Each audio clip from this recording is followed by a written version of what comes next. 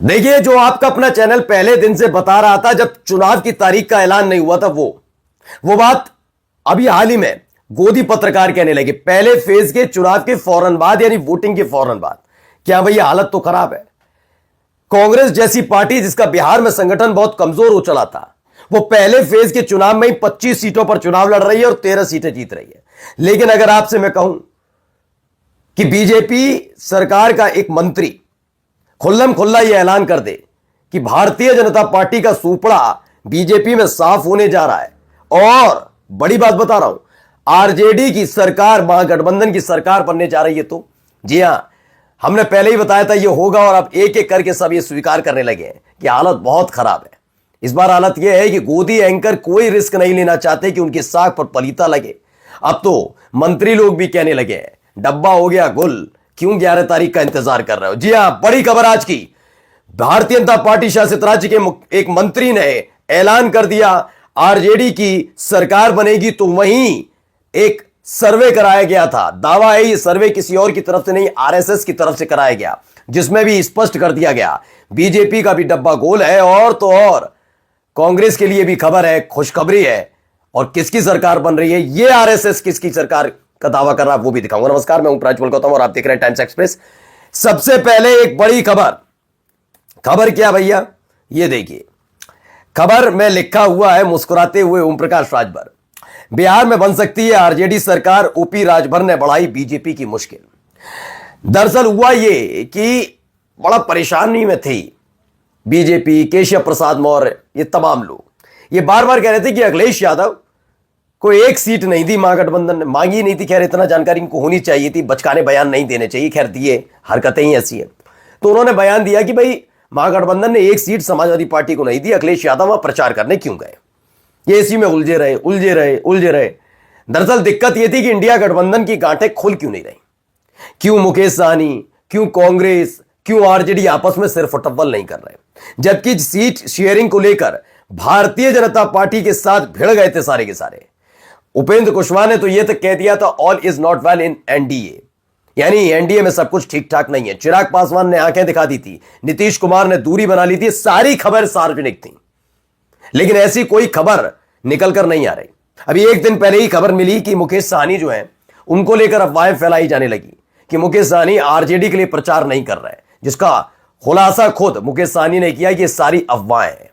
यह भी कहा गया कि बीजेपी के एक बड़े नेता के संपर्क में उन्होंने इस पर भी पलीता लगा दिया।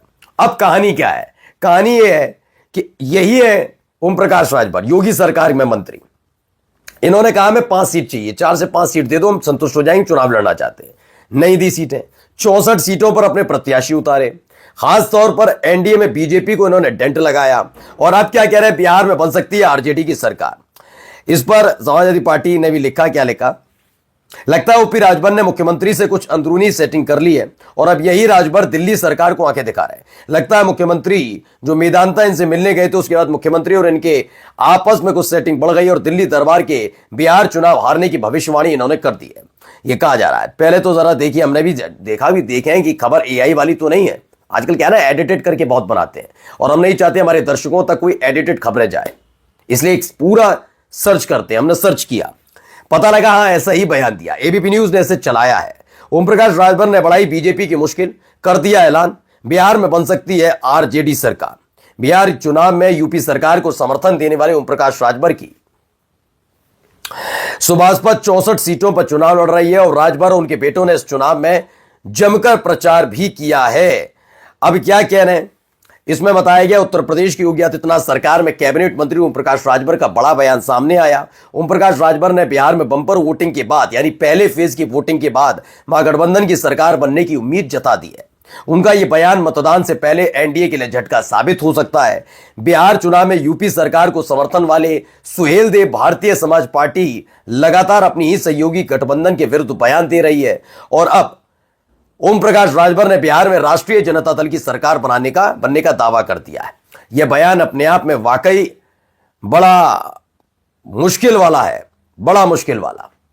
ये ओम प्रकाश राजभर के जो तेवर हैं वो भारतीय जनता पार्टी के लिए खासकर मोदी शाह को टेंशन देने वाले हैं कि पहले तो बगावत करके हम जहां चुनाव लड़ रहे हैं, हमसे हमारे खिलाफ ही अपने प्रत्याशी उतार दिए।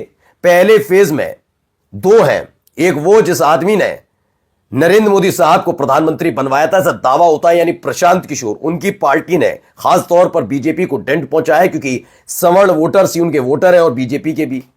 ओम प्रकाश राजभर चूंकि सरकार में मंत्री हैं बीजेपी के, बीजेपी शासित उत्तर प्रदेश में, और वो जाकर बिहार में अगर चुनाव लड़ते हैं आप ही के खिलाफ तो इसका भी असर पड़ता और पड़ा भी। हालत देख लीजिए, बीजेपी बौखलाई हुई है। कर इसलिए कुछ नहीं सकते क्योंकि योगी आदित्यनाथ के एक कार्यक्षेत्र आता है और योगी के बिना एक मंत्री हट नहीं सकता। हालत यह है। अब ये कह रहे हैं भैया गए, उड़नछू हो गया।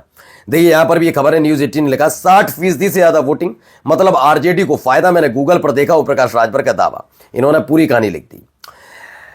कुशीनगर में मीडिया से बातचीत करते हुए कहा, मैंने गूगल पर देखा कि जब भी 60% से ज्यादा वोटिंग होती है तो उसका फायदा आरजेडी को मिलता है। इस बार भी मतदान ज्यादा हुआ है, इसलिए उम्मीद है कि आरजेडी की सरकार बने, यह कहा जा रहा है। बता दें कि पहले चरण में 64% से ज्यादा मतदान हुआ। इसको लेकर सभी सियासी दल अपने अपने दावे कर रहे हैं, लेकिन राजभर के बयान से एनडीए असहज नजर आ रहा है। तो यह तो हुआ ओम प्रकाश राजभर की अपनी भविष्यवाणी, बीजेपी के एक मंत्री की भविष्यवाणी, जिसने बता दिया बीजेपी धूल चाट जाएगी और आरजेडी मोर्चा मार लेगी। खैर ये नहीं है, अगली खबर और महत्वपूर्ण है इससे ज्यादा। ये एक आरएसएस का इंटरनल सर्वे होने का दावा किया जा रहा है, जैसे कांग्रेस ने कराया था। कांग्रेस वाला हमने आपको दिखाया था कि उसमें कहा जा रहा है कि 15 मंत्रियों की साख पहले फेज में दांव पर लगी थी, ठीक है। उसमें से 12 मंत्री चुनाव हारने जा रहे हैं। यह दावा कांग्रेस की इंटरनल रिपोर्ट में किया गया। हर करता है, हर पार्टी अपना अपना कराती है।